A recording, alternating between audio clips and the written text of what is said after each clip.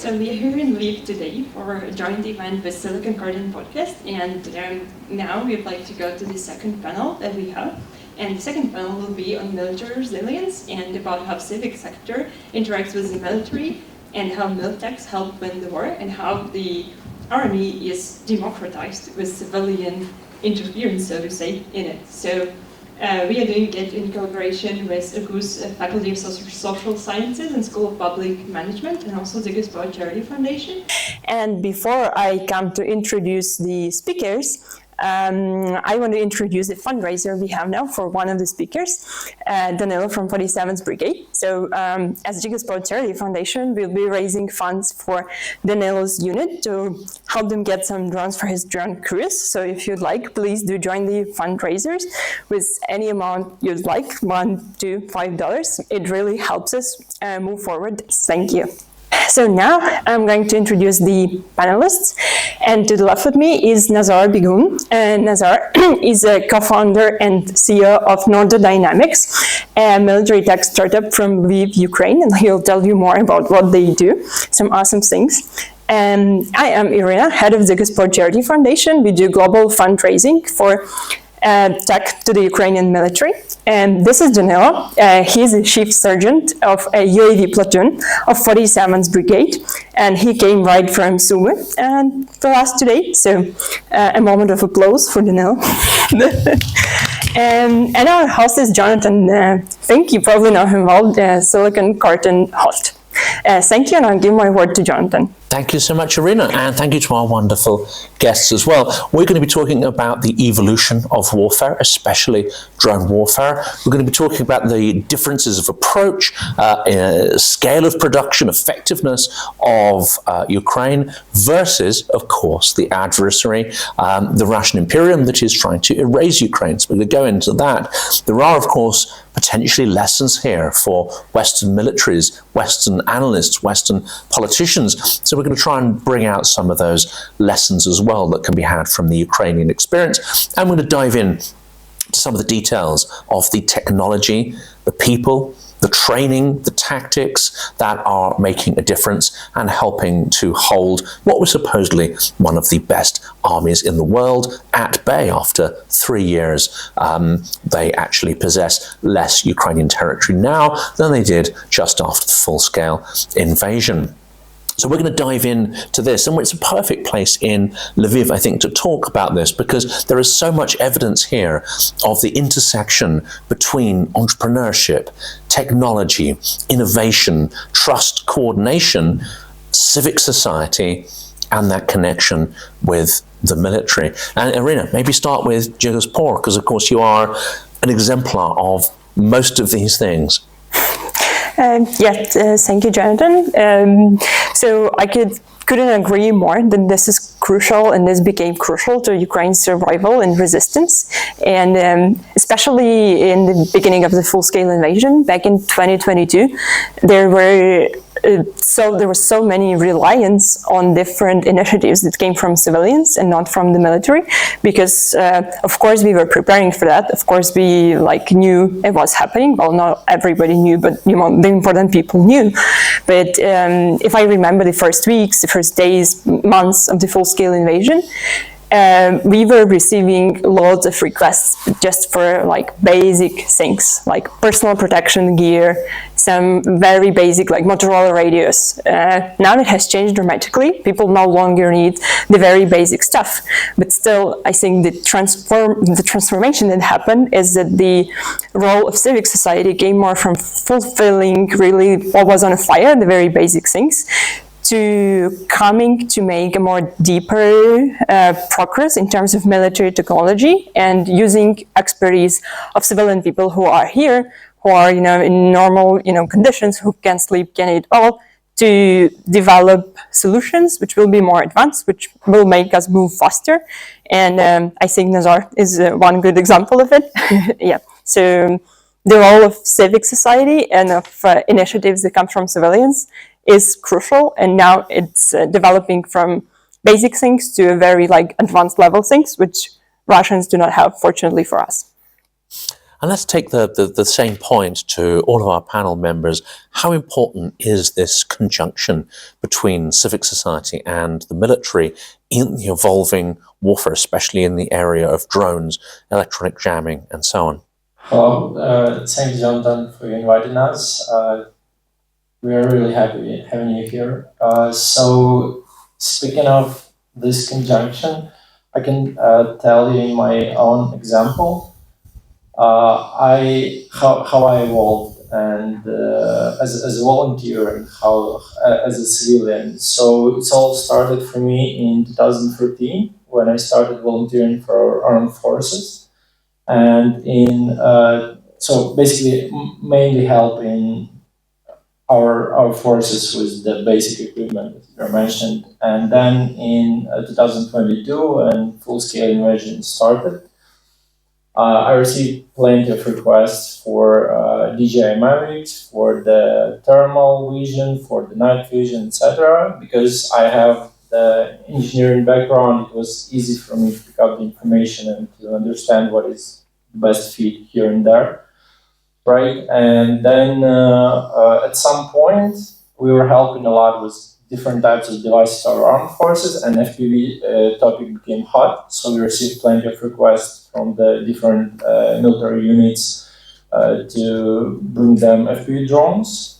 We started looking where we can buy those drones, and we came to a few manufacturers, and they told us, like, give us money, wait 3-6 months, and we're going to provide you drones. We understood it's not effective at all, and in 3-6 months, we probably can do it ourselves.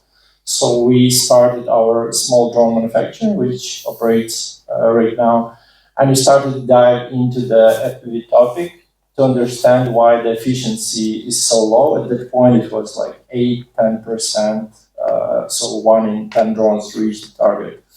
We identified the main issues, which were electronic warfare, inexperienced pilots,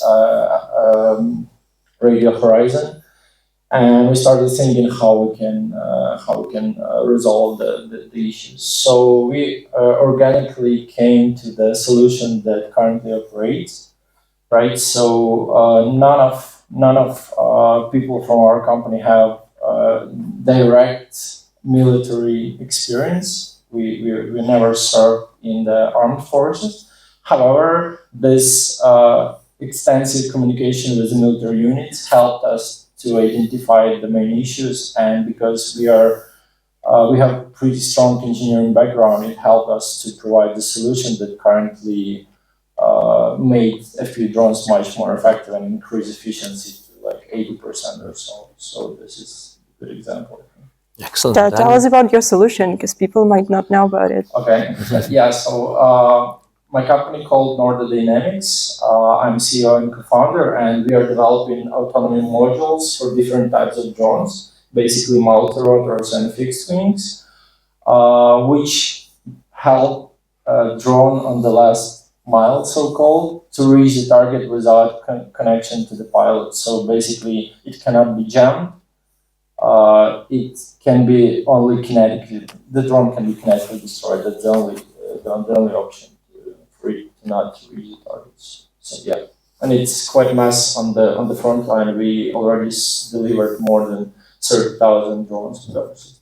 And if 8% was the success rate before, what is your target success rate of drones being able to hit their intended target? So currently we, based on the information we get from the Frontline, because it's not that easy to get the feedback from the military units. They are very busy with other stuff. Let's call it like this.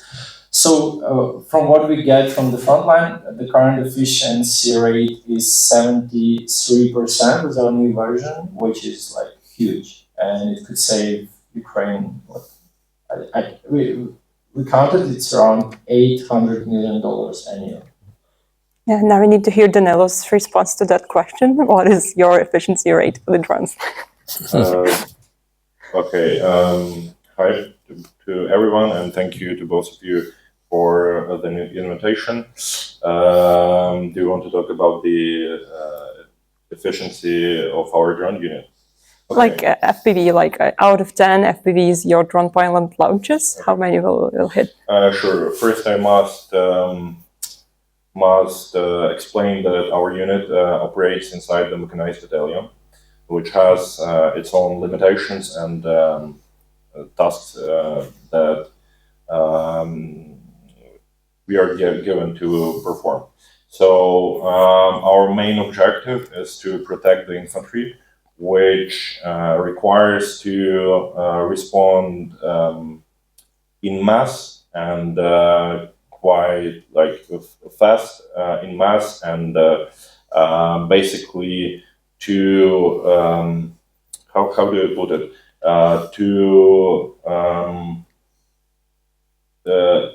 to respond to every threat that that appears.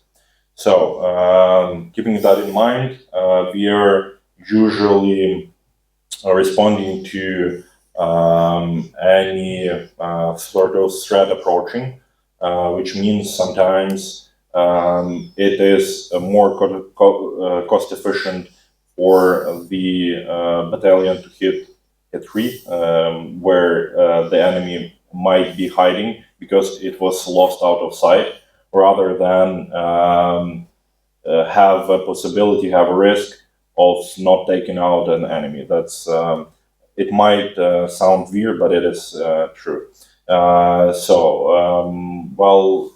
Right now, enemy has evolved as well. It doesn't move. They don't move in sections like they used to during, for example, our Avdiivka campaign. They are much more spread out. They move from one shelter to another shelter with planned points. We are also developing the tactics to counter that. For example, so-called pit stops, to basically move our drones closer to frontline in advance and respond in instant to every threat. So basically it really depends on the nature of the operation, because we've appeared on lots of defensive and offensive operations, and as well depends on the level of training of our enemy, which also varies quite vastly. Thanks. Let's tackle, before we get on to the more evolving warfare, more strategic questions, one more. So we've got the sort of efficiency, the kill rate efficiency that we've talked about. But there's another one, which is the supply chain between production and getting the drones to the front. What percentage would you expect or hope of the actual drones that arrive at the battalion to actually be usable? Because there must be a rate where some just aren't properly tested or configured.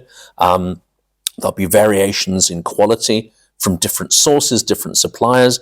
There may be differences from those that come from civic society compared to one supplied by the government or foreign or external providers. I'd love to know more about the challenges of that. Let's start with Nazar. Sure. So I would say it evolved as well.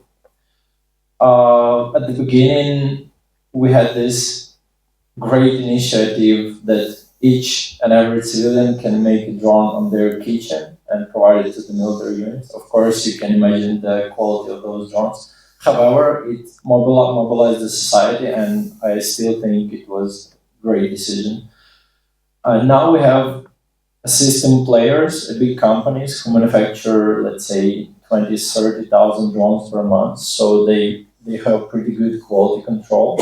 And the percentage of those which cannot be used is maybe 5, something like that. So it's not that big deal.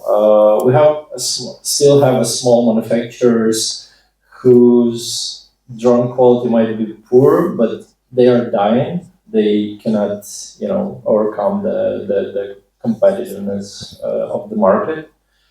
So at this point, I would say if speaking of the systematic player who is constantly manufacturing drones, the rate of based on broken or broken is around 5%. However, when we are speaking of government contracts, there are big delays, and sometimes drones come very outdated to the military units. We just recently came up with the situation when one military unit they contact us, and they said that they got the drones with the version 2.5 of our system, but we recently released the version 5, which is completely different story. So we are trying to allocate such units and to update the version to the most recent because it's much more effective, etc. So there are still challenges with supply. And do these things just get thrown away then if they're not up to spec, or can you upgrade them, or is that tricky? We cannot, fortunately, we are a software company, so for us it's kind of easy to upgrade. But if you're speaking with some hardware solutions, you can imagine that they are not that easy to modify or upgrade. So if we are speaking of the communication, like the antennas and that stuff, it's getting outdated very, very fast. So if you get the one which was supplied, which was manufactured like 6 months ago, it might be not operational at all, and it's not easy to fix. Daniel, you got a very different experience, and Yeah, so I don't have very different experience. Actually, I have the same one. Just to expand on that, none of the drones are thrown away, even if it's outdated. We just rework them, and basically, the thing is, every drone needs to be worked on. It is never the case that none of the changes should be made. Sometimes they're software-based, sometimes they're hardware-based, but basically each kind of bunch of drones that we receive, we basically test out a couple of drones, then develop our software for this particular model, and then at least flash all of them, and sometimes change either receivers or or anything else that should be changed for the specifics of our, let's say, region of interest. Yeah. Irina mentioned and expressed some hope that Ukraine is ahead of the curve, ahead of Russians in technological development, which of course in this attritional war is incredibly important. But I'd love to know what the perspective is. Well, Irina, if you could expand upon that point, but I'd love to know the perspective, obviously from the manufacturing end and from the pointy end, as they say, as to what the actual competition is from Russia. Do they evolve? How do they keep up? Do they learn? Because the impression, of course, in the West is that Russians don't learn, that their hierarchical command structure doesn't allow for these lessons to be learned. But it seems that that's not exactly. The reality is more complicated. It is indeed. So I can say for sure they learn. And I can say for sure, from my perspective, from what I know from talking to the military units, again, I'd love to hear Danilo and Nazar more on that. But I think we are fast in testing different new solutions because we have very distributed small networks, many different points of laboratories around the country to test something, to think of something new, to develop it. And actually, many people are talking directly to the military. And my guess is that Russia does not have this. So whereas in our country we kind of care more, and even people without engineering background, for example, are trying to learn and to adapt, and engineers are trying to go more deep and to develop new solutions. So we are faster to prototype, test new things, but we are way slower to scale them. And Russia is leading this way massively. And it was interesting for me to find out that they also do have, military tech conferences, events, like we have Brave One. But if you follow the news and check the news, you can see that they have same things going on around the country. It's more centralized. It's more, directed towards companies which are governmental, but still they are given tasks to do R&D, to research stuff, to react to what happens on the battlefield. So it might take longer time for them to specifically, find a new solution. But once they found it, they will be the first to scale it and to put it in action across the front line. So this is where we have to work a lot, and I think we are way not there yet. But the point about Russians being far away and we being more technologically advanced, I do not agree with that. And fly-by-wire, these fiber optic, of course, invented here, but actually the opportunity, unfortunately, was seen by the other side first. Yeah, and it gets used more now, and it gets more popular now, and Ukrainian units are starting to use it, but I see we're struggling to scale it again. Because different units were reaching out to us, like, could you get us a drone with fiber optics? And we are looking for companies who do it. And we are trying to get some feedback, as always, from the units who are actually using it, because we do not want to invest, a couple $1,000s in something which wasn't battlefield tested. And actually, 2 months ago, we failed to find a Ukrainian unit that was using it on the front line. There were units who were testing it in the fields, but they wouldn't recommend us to buy it for a specific, particular case and specific part of the front. So, yes. And I'd love to hear the perspective of our panel as well, Nazar. Sure. So the narrative that Russians are not learning is very dangerous, and I'm really happy that at least Ukrainian defense sector understand that. They are smart, they learn fast, they scale fast. It's very dangerous enemy we are fighting with, and it helps us to be mobilized and to not relax. What is cool thing about Ukrainian defense sector is that we have a very competitive market. For example, we in Ukraine have around 30 different companies developing similar solution to us, which drive us to develop it faster, to win the competition, even though we are very motivated by, organically by the fact that we want to survive and we want to save our country.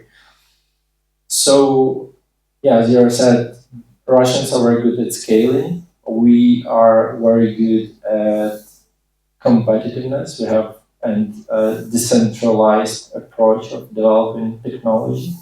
And also, I think our military units are the smartest guys in the world, because sometimes the tactics they use our technology with is just mind-blowing. It's incredible. And you're like, oh my God, how did you even come up to this idea to use it in this or that way? And you don't envisage those tactics when you develop the technology. They're finding... Exactly, yeah. Yeah, and they help us to improve our technology significantly by this usage tactics, because then we can adapt, we can help them to be even more effective with that.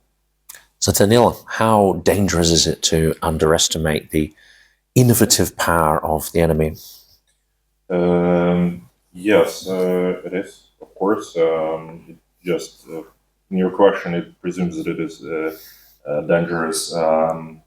I just want to say that, yes, it is, from my perspective, true that we definitely have kind of more dynamic society, and also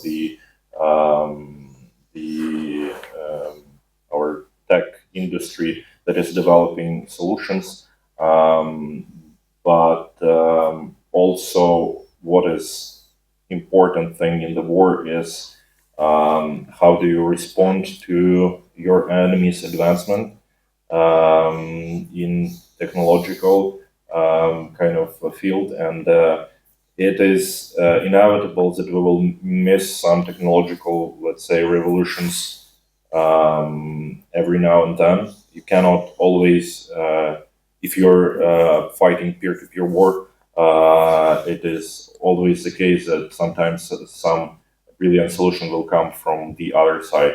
However, you definitely need to react to them faster. The first signs that Russia developed something quite brilliant with fiber optic drones came probably late in the autumn, last autumn, and for some time it was kind of laughed at because they could only hit just a couple kilometers behind the front line, and it didn't seem that dangerous. But 3 months after, we suffered kind of great logistical collapse because all of the roads were controlled by them. So we could basically put them into the same position. Would we react faster to the danger if you recognize it? Yeah, thanks. And let's pick up on, again, where Irina touched upon, is the idea of competition, because this isn't just a competition between technology, between companies who can develop the best, fastest, cheapest. There's also a competition going on between battalions, almost a gamification in some ways of what, of course, is a horrific struggle. And that is which battalions become more efficient at deployment of technology, have a higher hit rate. And that also then will help with the competition for resources from central government and competition of the best talent. And of course, your husband, Dimka, is a good example of that, being able to choose a unit which is open to innovation, open to ideas, rather than the rigid, hierarchical, more sort of traditional Soviet way of doing things. How important is this new competitiveness that permeates the military structure, even recruitment processes? So I can start. I think the main point here is that it should motivate the personnel themselves. So for me, perhaps this is the main point you can make about it in general, because it could work for motivation to join the armed forces, but anyways, there is a general mobilization going on, and I bet most of the people who are joining the army now are joining just the unit they are assigned to join. Just the people who are ready to volunteer, they can choose it based on the effectiveness and based on different feedbacks they heard. But for the personnel, I think it is really important. And again, your commander is important, like your personal direct commander and the higher rank commanders, and how they motivate you. But if you have this, if you cultivate this, it's just like in business, if you cultivate and motivate people by the results they can achieve, they will be motivated to work more and to think more. So I think this is the most important in general. And the recent developments on what you mentioned regarding the supply, that you could actually use your effectiveness to get more resources. And this has been put on a government level. This is a really good thing, because before that, we could have used it, but only for, local fundraisers. It's way easier to fundraise for a unit that is well known and has a good, public face, because when people hear a familiar name, let's say, I don't know, Azov, or Third Assault Brigade, Azov. Third Assault Brigade, or, some brigades or units that have very good PR. Not necessarily, effectiveness. That's another good point. It's way easier to fundraise because it's a known picture for them. But by introducing it on a governmental supply chain level, you actually make the effective units receive more drones.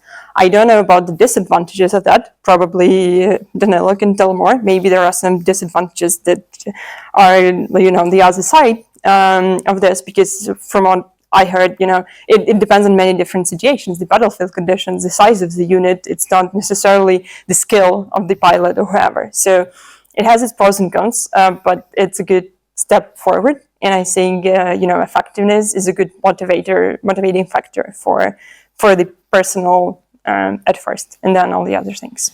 I'm not sure if you were talking about this marketplace that the Brave One just started or not, but we have this great initiative from the Brave One. They just launched the marketplace where the military unit can basically log in and order any type of stuff, from module like we have to the huge fixed wing plane, and they can pay for it with Yebale. It's How are you going to translate that without getting the channel, blocked? Yeah. Impossible. Let's call it key points, which they earn if they hit the target and they upload the video of from the reconnaissance drones of target being hit. One of the advantages that this thing already brought is that it helped government to identify very efficient units which were never public, so they never know about them, and they realized that there are a few units that are like super efficient, and it helped a lot. It brought competitiveness to the unit. Sometimes it's not healthy, but still the initiative is great, and it already showed a great result, and that's how unit can basically get, as you said, more drones, more of the equipment to be even more effective. And when combined with something like the Delta, the battlefield management system, does that also play a role then in this increased transparency as well as effectiveness of coordination? Of course it is. Yes. Yeah, it's all in sync, and it helps the battlefield to be more transparent. I don't have much to add. The thing is, it is a good idea. It was good implementation. We definitely need to fight an efficient war because our resources are scarce. Other than that, I wish and I hope that based on this system will be performed kind of deeper analysis based on the size of the unit and the specifics of the location they are deployed to. Sometimes you just have very efficient platoons and companies that really will not appear in the top 10 kind of rating based on the hits because they are not a regiment and they are not a brigade. So I just see that there are a lot of opportunities if we dig deeper into this domain, and that's basically it. No disadvantages at all. Excellent. And we still get, and this is why I think this is so important, is to get your experiences and voices out there, because there are many commentators in the West, many armchair generals, as they're called. And one recently, I heard him describe the situation as a stalemate on this attritional warfare, and he said that basically that's because you've got one large Soviet army fighting a small Soviet army. And it seemed to me that was wrong on several levels, but I'd be keen to learn whether there's any truth in remnants of sort of Soviet thinking, or if you disagree, why is his assessment so catastrophically wrong? I'd like to give a word to Danilo first, if you'd like. Just like as a person coming straight out of the stalemate. Sure. Well, there is a Mourinho quote, Jose Mourinho, but I want to speak, but I will not speak because I'll get in trouble. Basically, it depends on the type of unit, it depends on the commanding officers, it depends on the combat sergeants, on a lot of things. We are not one uniform entity. We do have different, let's say, ideas of how to build our units, and in some ways we are much more progressive than our counterpart. However, there are a lot of problems we need to overcome. I think it is fair to mention here that just a couple of days, one of the battalion commanders in my brigade mentioned that he wishes to resign because of the actions and stupid tasks that were assigned to him, and which led to the loss of the personnel, which is always quite heavy load to carry as an commanding officer. So yeah, sure, we have stuff to work on, and it is responsibility of basically general staff to advance and not to basically to repeat mistakes that were made. Thanks.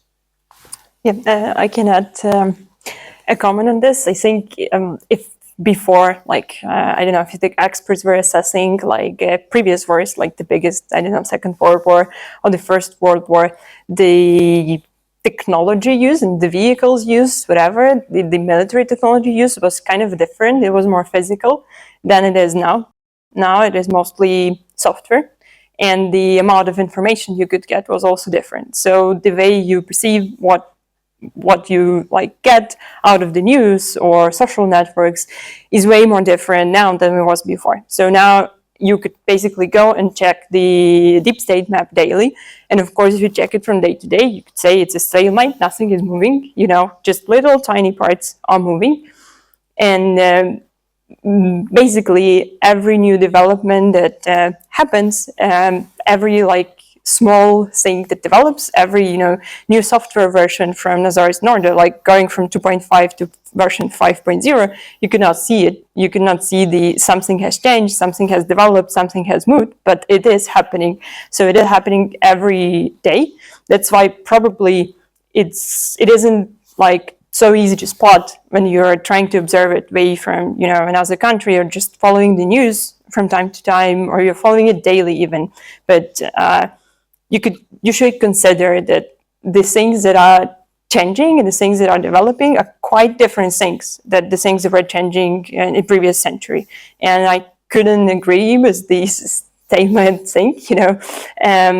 I think another big thing is about like information and how it spreads, and basically about ignoring huge pieces of information. And I think we are doing it now because there is just so many news. The battlefield is so big and long. You would not report on every, you know, death. We are not even reporting every civilian death in Ukraine. So what are we talking about military? So if you're talking about losses, it's just not being observed and not being seen the way it like was before. Before you could get the news once in a month about, you know, the total losses, it would seem like something is moving, something is changing. Now you get it daily in little pieces, and this is what's different. So do not lose the big picture. I just want to add on top of that, you cannot overestimate the influence of technology to the battlefield. And even my friends who are fighting now saying that a year ago it was completely different war. So drones changed everything. But it's about the technology, but it's not. I think the main point I want to add is not about the technology. It's rather about. I don't think that in the Soviet army somebody gave about the people, and we care about people a lot. People are the most valuable resource, and that's our main difference, I think. There's two more areas I wanted to cover in the time we've got left, and then we'll do a time check and see if we've got any time for questions from the audience. 15 minutes. 15 minutes. That should be fine. That should be fine for my two questions, and then see if anyone else has anything to fire at us. One is, you spoke about sort of learnings there, and it's fascinating to me, at least, whether Western militaries are paying attention, because this is moving incredibly fast. There's a huge amount of domain knowledge that's here in Ukraine, and unfortunately in Russia as well. Do you see evidence that Western militaries are seriously observing what's going on, or seriously learning and internalizing what is happening here? In mind, I want to start. So there are definitely people who understand that West is not prepared at all. There are people who understand that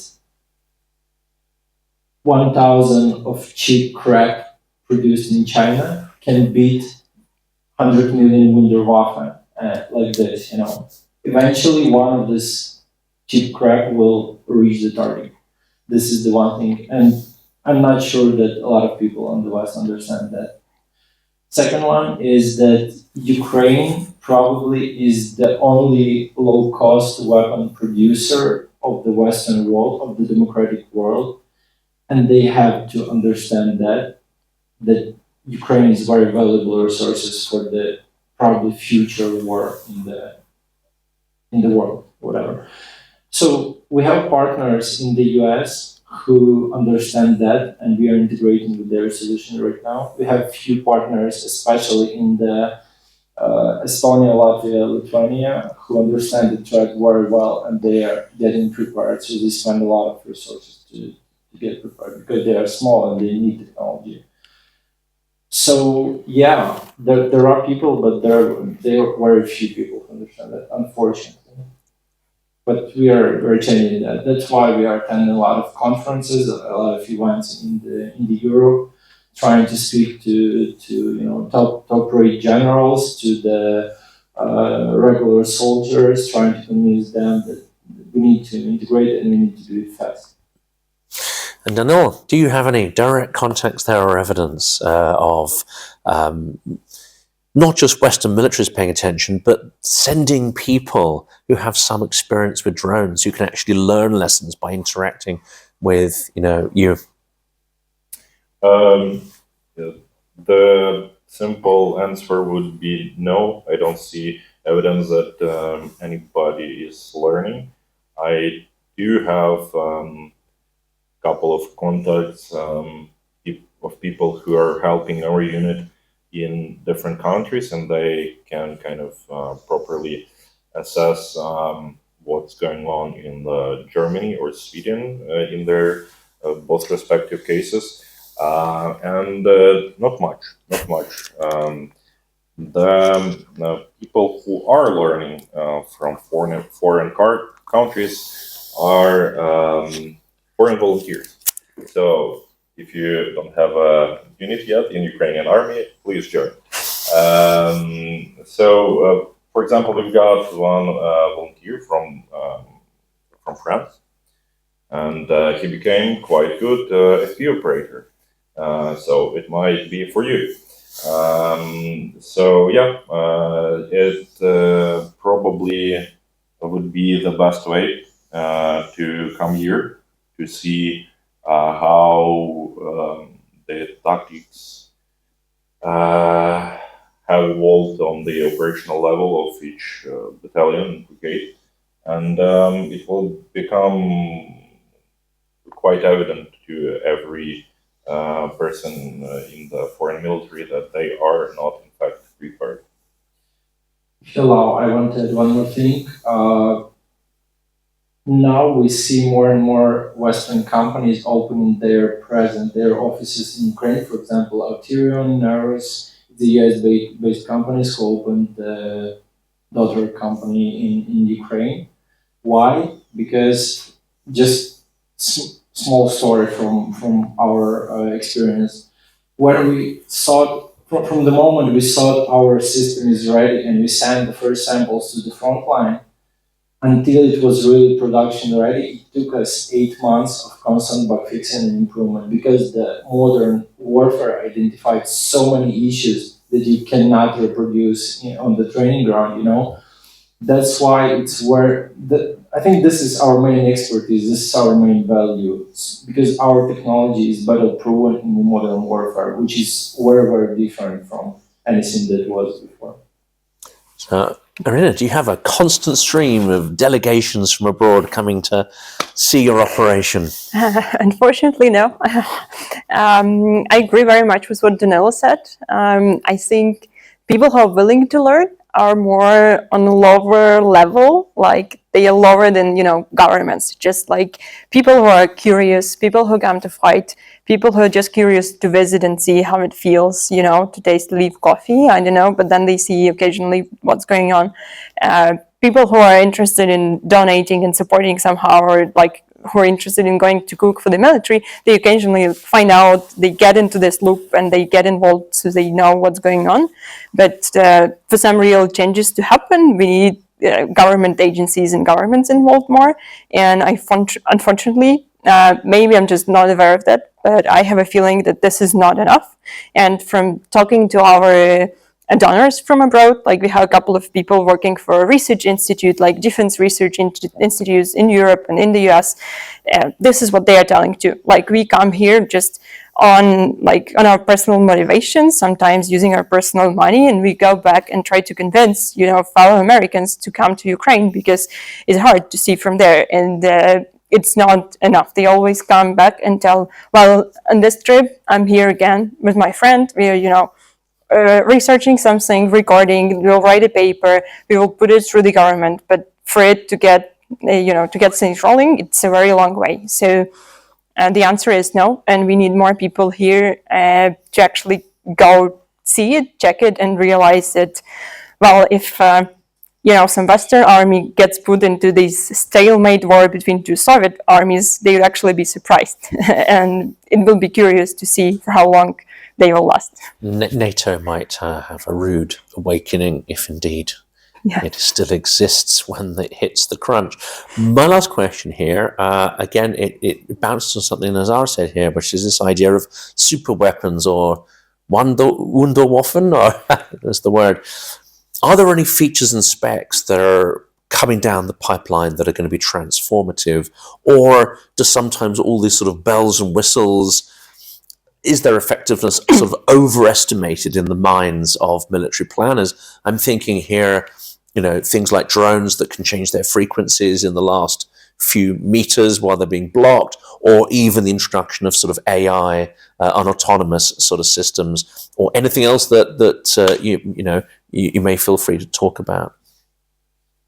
I think the next nuclear weapon is going to be the AI drone swarm, and the first side to develop it is going to have the superiority on the battlefield. It's going to change everything. It's going to be a game changer. This is what we believe too, and we are not the only people who are believing it. It's a very logical next step. However, we are still far from it. I think a few years from it. But we already, for example, there is already the technology in Ukraine when one pilot can operate 5 drones simultaneously. So he can switch between those drones. They are not communicating between each other. There is AI for the recognition, but not for the communication. So you cannot plan very complicated missions. But the first site to implement the smart AI swarm is going to have the full superiority.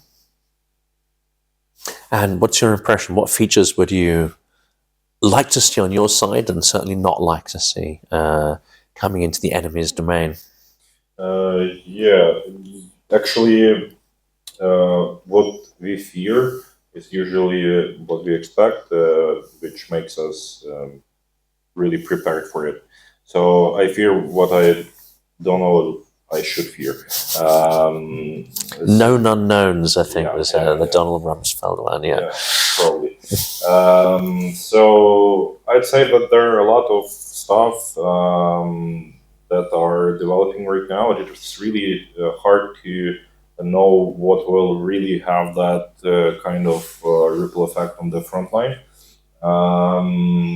However, just based on the events that are organized by the Brave One, how do you call it, organization, government organization.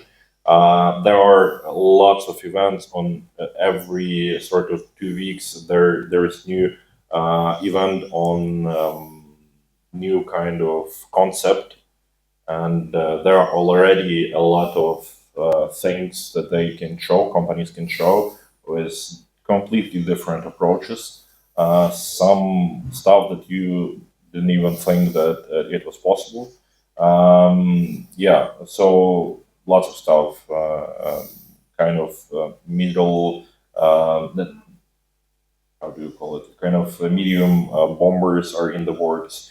A different type of FPVs that carry different type of payload. It can be another FPV, which extends its range, or it can be used as a relay to also kind of perform your operation on a longer distance. And I can go on and on and on. The bottom line is, even with the current technologies, you can operate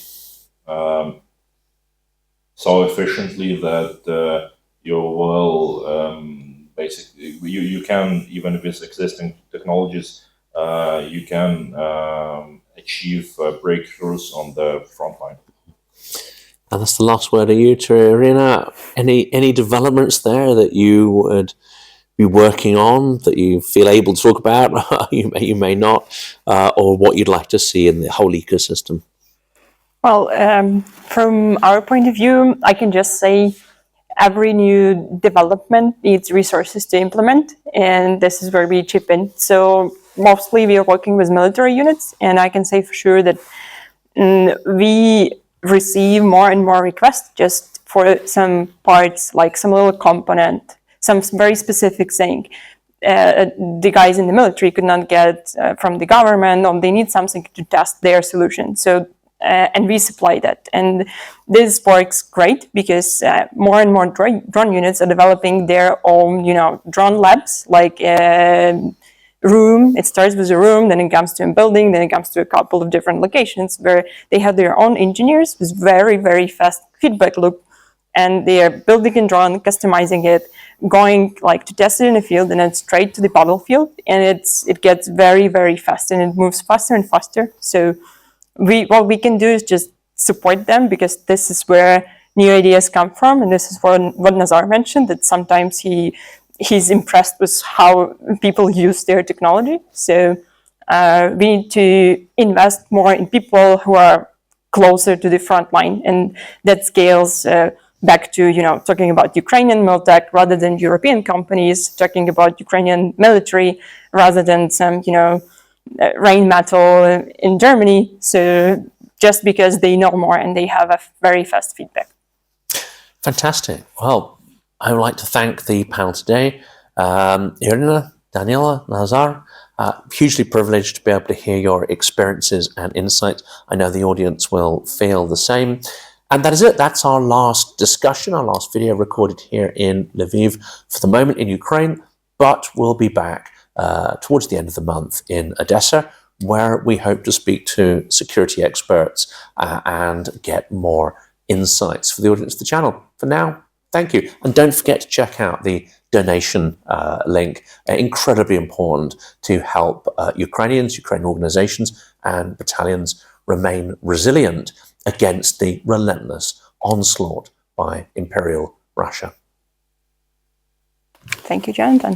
Thank you.